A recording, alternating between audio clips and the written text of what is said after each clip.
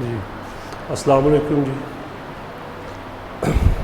मेरा नाम जावेद इकबाल है जी। आज हम बच्चों अपना लेक्चर स्टार्ट करते हैं। अगला रोम, रीड ओनली मेमोरी। रोम से क्या मुराद है? Read only memory.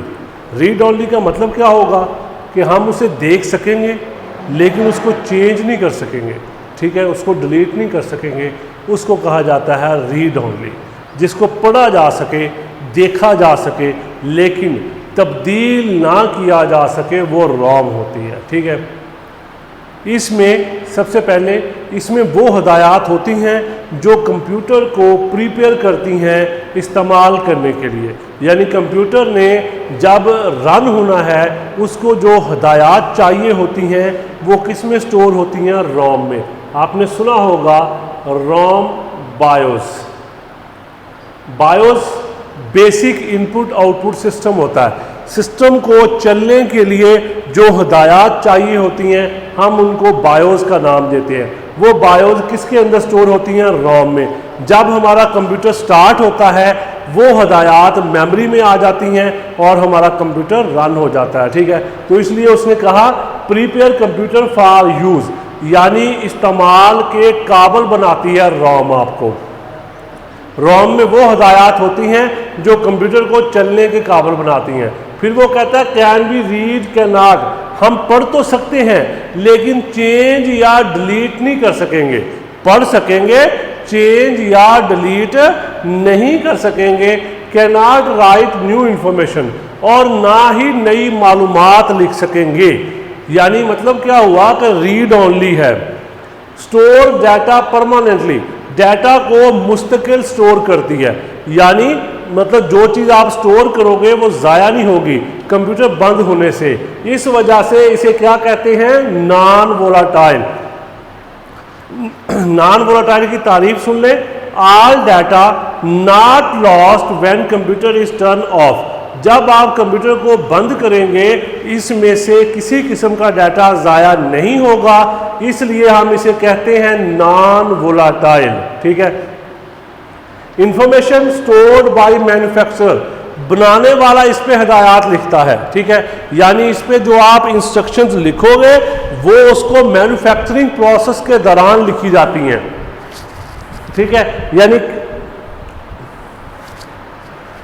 फिर उसके बाद जब इसमें जो भी हिदायत होंगी हम उसको मेमोरी में लोड कर लेंगे। जब हमारा कंप्यूटर स्टार्ट होता है, मैंने ऊपर भी बताया था, जब स्टार्ट होता है इसमें जो भी हिदायत होती हैं वो आगे चली जाती है किसके अंदर?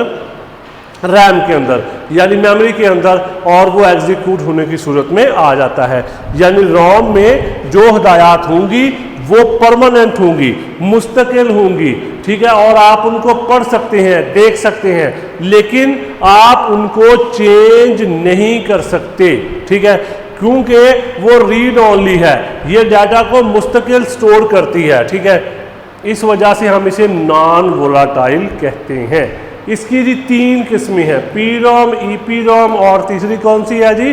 डबल ईपी रोम।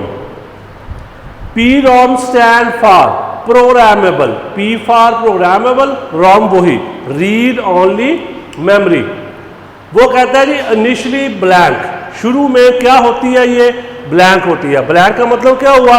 खाली, यानी इसके ऊपर कोई हिदायत नहीं लिखी होती, बिल्कुल साफ होती है, ठीक है। आप इसके ऊपर फिर अपनी मर्जी से हिदायत लिख लेते हैं, आप लिख सकते हैं या मैन्युफैक्चरिंग प्रोसेस के, ठीक है।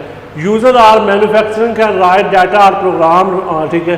वो बनाने वाला या इस्तेमाल करने वाला अपनी मर्जी से इसके ऊपर हदायत लिखेगा, ठीक है। बनाने वाला या इस्तेमाल करने वाला अपनी मर्जी से इसके ऊपर हदायत लिख सकता है। यानी राइट ओनली वंस, एक दफ़ा लिखेगा, 2 दफ़ा नहीं, 3 दफ़ा नहीं, मैनी टाइम नहीं, सिर्फ एक दफ़ा हदायत लिखी जाएंगी, दोबारा से हदायत नहीं लिखी जाएंगी।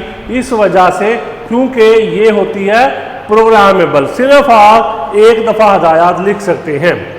फिर वो कहता है इफ़ एनी एरर अकर, अगर लिखते हुए कोई गलती हो गई, ठीक है, can not be remove, chip become unusable, chip क्या हो जाएगी, अनयूजेबल, ना काबिले इस्तेमाल, आप उसको इस्तेमाल नहीं कर सकेंगे, वो ज़ाया हो जाएगी बिल्कुल। ठीक है, बात की समझ लगी है।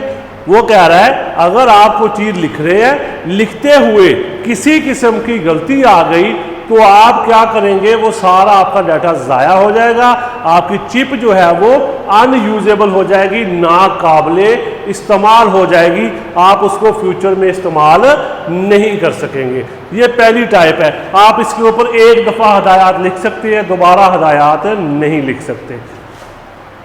दूसरी टाइप आ गई जी EEPROM।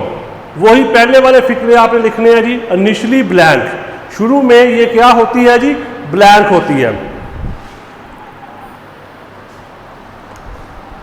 ठीक है जी, इनिशियली ब्लैंक है, data can be erased with ultra violet rays. ठीक है, वो कहता है जी शुरू में ब्लैंक होती है, ये भी ब्लैंक होती है। ठीक है, उसमें हदायत कौन लिखता है, इस्तेमाल करने वाला या बनाने वाला, इसमें भी आपने यही कहना है। फिर वो कहता है इसमें जो डाटा अरेज होता है वो किसकी मदद से होता है, लिखा जाता है स्पेशल डिवाइस से।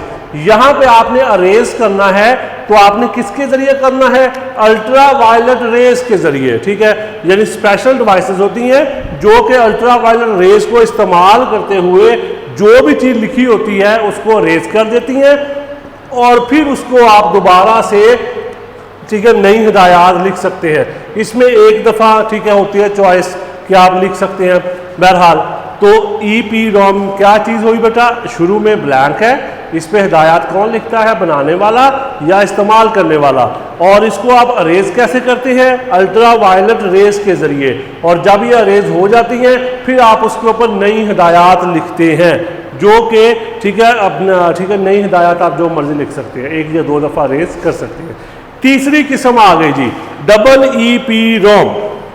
EEPROM क्या बनेगा, electronically erasable programmable read only memory. Electronically, E for electronically, E for erasable, P for programmable, ROM हमने पीछे पढ़ा है रीड ओनली मेमोरी। वो कहता है arrays and right data with electrical pulses. आपने लाइट इस्तेमाल करनी है, इलेक्ट्रिकल पल्सेस इस्तेमाल करने हैं डाटा को लिखने के लिए और अरेज करने के लिए, हम उसको EEPROM कहते हैं। ठीक है, अगर किसी भी किस्म की कोई गलती आ जाती है तो आप उसको इलेक्ट्रॉनिकली तौर पे अरेज कर सकते हैं। Contents can be modified easily, हम उनको आसानी के साथ तब्दील भी कर सकते हैं। ठीक है, मॉडिफाइड क्या मतलब है जी इसका, तब्दील करना। ठीक है, यानी देखिए जी इसमें आपके पास चॉइस होती है, आप जैसे मर्जी इसको अरेज करें, जैसे मर्जी लिखें, जैसे मर्जी, ठीक है, एडिट करें, जैसे मर्जी नई हिदायत लिखें, आपके ऊपर कोई रिस्ट्रिक्शंस नहीं होती। ठीक है, ये सबसे फ्लैक्सिबल ROM होती है। ठीक है, EEPROM कहते हैं इसको हम इसमें इलेक्ट्रिकल पल्सेस इस्तेमाल करते हैं जो कि, ठीक है, किसी भी किस्म की गलती आती है उनको अरेज कर देता है इलेक्ट्रिकल, ठीक है, सूरत में, और फिर उसके ऊपर आप नई हिदायत लिख सकते हैं। और इसके अलावा अगर आपने कुछ चेंज करना है, कोई लिखी गई चीज़ है उसको आपने चेंज करना चाह रहे हैं, मॉडिफाई करना चाह रहे हैं, तब भी आप उसको इलेक्ट्रिकल स्टेट के ज़रिए चेंज कर सकते हैं। यानी इलेक्ट्रिकल फॉर्म में, इलेक्ट्रिकल पल्सेस की सूरत में वो सारा डाटा अरेज हो जाएगा और उसकी जगह पे आप नया लिख सकते हैं। सबसे फ्लेक्सिबल टाइप ये वाली होती है, EEPROM कहते हैं हम इसको। ठीक है जी, आज हमने पढ़ा है जी ROM और आगे हमने उसकी क्या पढ़ी है जी, टाइप्स पढ़ी हैं। ठीक है, PROM, EEPROM और EEPROM। ठीक है जी, इसको अच्छे तरीके से देख लीजिएगा। अपना ख्याल रखें। अल्लाह हाफिज़।